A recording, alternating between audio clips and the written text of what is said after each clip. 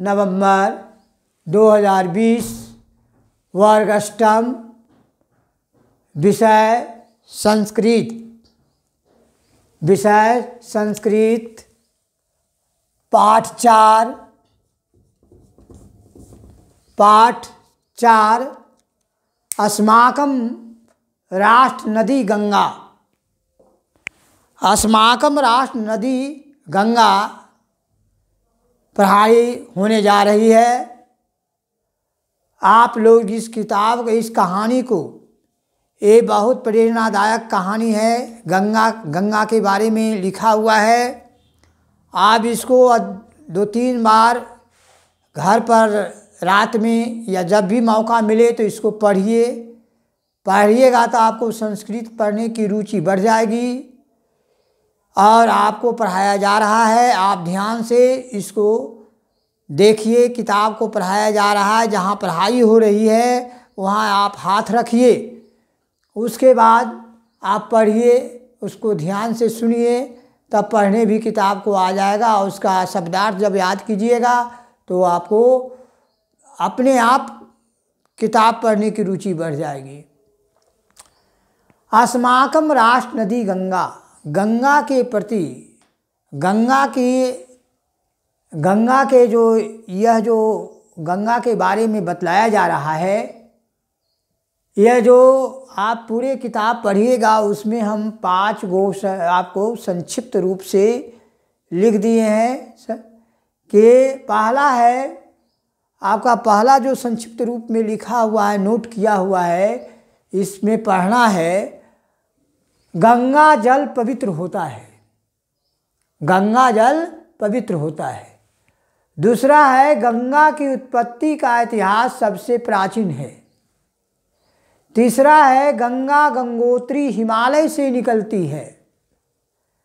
गंगा हरिद्वार एक धार्मिक नगर है। हरिद्वार में गंगा नदी है। हरिद्वार जो है गंगा नदी के किनारे बसा हुआ है। धार्मिक नगर इसलिए कहा गया बच्चों कि गायत्री तपस्थल हरिद्वार है, जो कि श्री राम शर्मा आचार्य जी का तपस्थल है। गायत्री माता जो है माँ गंगा नदी के पास गायत्री महामंत्र होती है। और वह गायत्री महामंत्र जो श्री राम शर्मा आचार्य जी किए थे, जो आग प्रज्वलित हो रही है पृथ्वी से, उसको बुझाने वाला आज तक कोई नहीं आया। बहुत से वैज्ञानिक आए, लेकिन अंत में उनको जानकारी मिला कि यह आध्यात्मिक चीज़ है, इसको जो है भगवान की देन है, इसको बुझाना मुश्किल है। आज वही हरिद्वार में गायत्री माता का जो है गायत्री हवन होती है, उसमें वह आपको देखने लायक है। इसलिए हरिद्वार को एक धार्मिक नगर भी कहा जाता है। शार्क मछलियाँ गंगा में पाई जाती है। शार्क मछलियाँ, बहुत से जीव जंतुएँ गंगा में रहते हैं। गंगा में उसका आश्रय है और इसी के बारे में आपको पढ़ना है।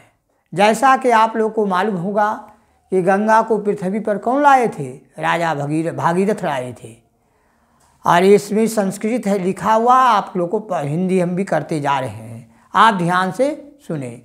गंगा नदी अस्माकं देशस्य पवित्रतमा नदी वर्तते। गंगा नदी हमारे देश की पवित्र नदी है। गंगा जलम अति पवित्रम भवति। गंगा जल जो होता है बहुत पवित्र होता है। जना श्रद्धया इमाम नदी देवी पूजयन्ति। लोग श्रद्धा से इस नदी को, गंगा नदी को पूजते हैं। 2008 तमे ईस्वी सदे सर्वकारेण इयं नदी राष्ट्र नदी इति सर्वघोषिता। 2008 ईस्वी में गंगा नदी को सरकार ने राष्ट्र नदी से घोषणा कर दी। अस्या जलमार्ग अपि राष्ट्रीय जलमार्ग इति घोषिता। यह जो है जलमार्ग राष्ट्रीय जलमार्ग से घोषित है। गंगा नदी को राष्ट्रीय जलमार्ग भी कहा जाता है, राष्ट्र नदी कहा जाता है। आप लोग गंगा की महिमा के बारे में आप लोग को मालूम होगा कि गंगा में गंगा का जल जो है पवित्र होता है। आप देखे होंगे कि घर का जो पानी है, नल है, कुएं हैं, वो सब पानी यदि रख दीजिएगा 1-2 दिन तो उसमें कीड़ा पड़ जाएगा। लेकिन गंगा का जल को सब आप 100 साल, 20 साल, 25 साल, 30 साल भी रख दीजिएगा तो गंगा जल में कीड़ा नहीं लग सकता है, क्योंकि गंगा जल पवित्र है। और गंगा का महिमा है कि गंगा का जल यदि हम किसी भी पर्व में, किसी भी त्यौहार में, या कोई किसी का मृत्यु होता है तो घर शुद्ध करने के लिए गंगा जल लाया जाता है। गंगा में स्नान करने के बाद ही आदमी पवित्र होता है। इसलिए गंगा की महिमा बहुत बड़ा है, इसका वर्णन करना मुश्किल है। इसलिए हम संक्षिप्त रूप से आप लोगों को बतलाने जा रहे हैं, क्योंकि किताब भी तो पढ़ाना है। गंगा उत्पत्ति इतिहास प्राचीनतः वर्तते। गंगा की उत्पत्ति का इतिहास बहुत प्राचीन है। यस्या उद्गमस अनेका कथा पुराणेषु लिखिता सन्ति। इस गंगा की जो कहानी है, इस उद्गम का अनेक कथा प्रचलित है। तासु कथासु एक कथा राज्ञ भागीरथ अस्ति। उस कथाओं में एक कथा राजा भागीरथ की है। ऐसा राजा स्वपूर्वजानाम उद्धराय गंगायाम पृथिव्याम आनितुम कठिनम तपः कुरु। गंगा को पृथ्वी पर लाने के लिए राजा भागीरथ ने कठोर तप किए, कठिन तप किए। तस् तपस्या प्रभावेन इयम नदी पृथ्व्याम अवतारतः। उनकी तपस्या का फल से ही, उनकी तपस्या से के प्रभाव से ही गंगा नदी पृथ्वी पर अवतरित हुई। गंगा नदी गढ़वाले नाम के प्रदेश से ही, अब देखिए तीसरा जो है, गंगा गंगोत्री हिमालय से निकलती है। इसमें लिखा हुआ है, सब सेंटेंसेज हम कर दिए हैं किताब में। गंगा नदी गढ़वाल नाम के प्रदेश से हिमालयस गोमुख नाम के स्थाने गंगोत्री हिमना ददात निसरती। गंगा नदी गढ़वाल नामक हिमालय के गोमुख, है गोमुख गंगोत्री से, हिमालय से निकली है। गंगोत्री हिमनदाद निसरती। गंगोत्री हिमालय से निकलती है। गंगोत्री नामक स्थान से में गंगा वहाँ से निकली है। गंगाया अनेका सहायका नद्य अपि सन्ति। गंगा के में अनेक उनकी सहायक नदी है। उत्तर दिशायाम तासु प्रमुखा नद्य सन्ति। उत्तर दिशा में जाइएगा तो अनेक बहुत बड़ी बड़ी नदी है। जमुना, रामगंगा, कर्नाली, ताप्ती, गांडकी, गंडक, कोसी, काशी, है न, ये सब आपको उत्तर में बहती है, उत्तरी दिशा में बहती है। और दक्षिण दिशा में बहने वाली नदी चंबल, सोन, बेतवा, केनह आदि है। और सहायक नदी है, दक्षिण दिशा की सहायक नदी चंबल, सोन, बेतवा नदी है। प्राचीन कालात एव गंगा तटे अहनिशम सभ्यता संस्कृति उद्भव विकास च अभवत। प्राचीन काल से ही गंगा नदी के तट में इनकी सभ्यता और संस्कृति बहुत पुरानी है। अस्या तटे एव प्रफुल्लिता अभवत।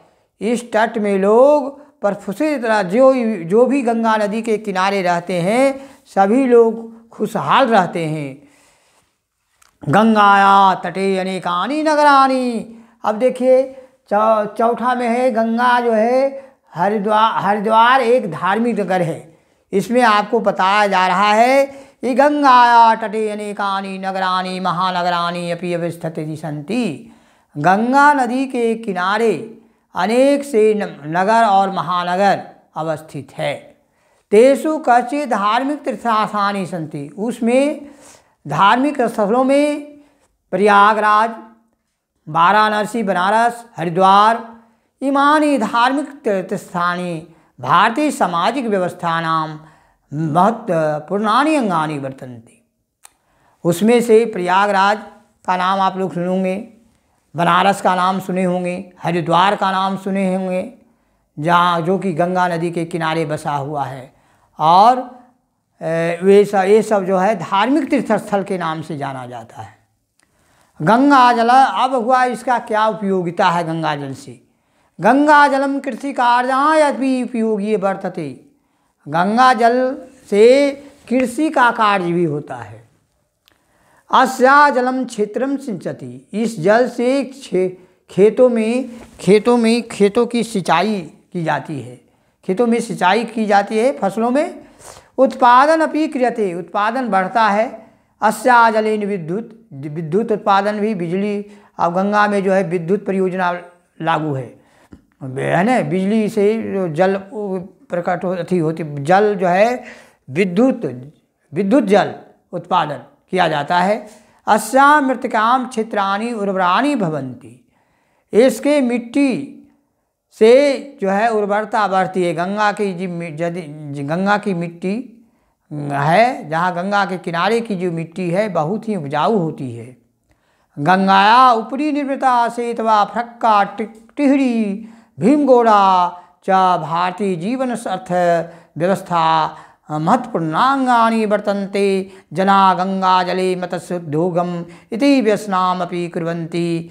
नदी इयं कृषि पर्यटनं साहसी खिलाम निवेशाम उद्योगानां विकासे महत्वपूर्ण योगदानं करोति। इयं नदी स्वतटे स्थितानां नगराणां जलापूर्तिम् अपि करोति। यह जो गंगा नदी है, फरक्का, टिहरी, भीमगोड़ा, ये सब जो है अर्थव्यवस्था में महत्वपूर्ण है, भारतीय जीवन की अर्थव्यवस्था में महत्वपूर्ण अंग है।